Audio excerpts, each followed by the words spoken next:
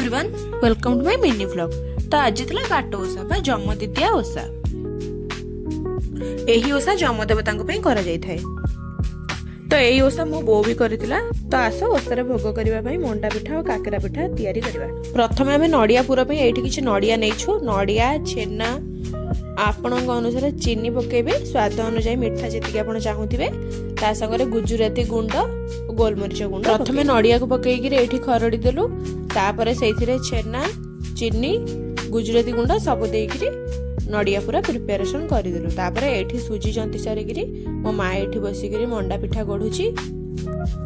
मु निजे जेहेतु पिठा करूथिली तो बेसी क्लिप किछ नै पारिनी, बाकी एइथिरे एडजस्ट करि नेबे।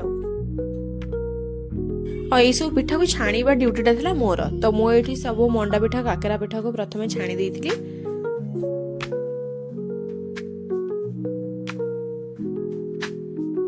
पिठा सारी बाहर को आसी देखिला को आई एठी पंथई करूचंती।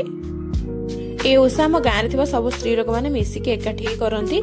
तो मु तो बेसी किसी ओसा विषय जानी। तो आसतु देखिए ओसा केमती होउची।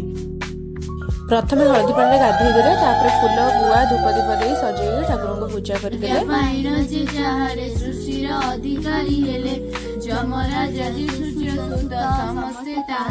तापर एठी बही बोला हला, तापर डांड पहरा भी हुए एथिरे। तो यही ओसार नियम जे जी जहाँ भी भोग करिथिबो से सब भोग को एठी को आनिक आसीबो, माने किछि भी घरे छाड़ीबोनी। तो जी भी जहाँ भोग करथिले समस्त सब भोग आनिक आसिले एठी पूजा हला।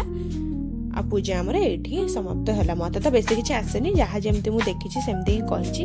बाकी टिके एडजस्ट करि नेबे। आपण तो जानिथिबे मु कहिबी कोन आ।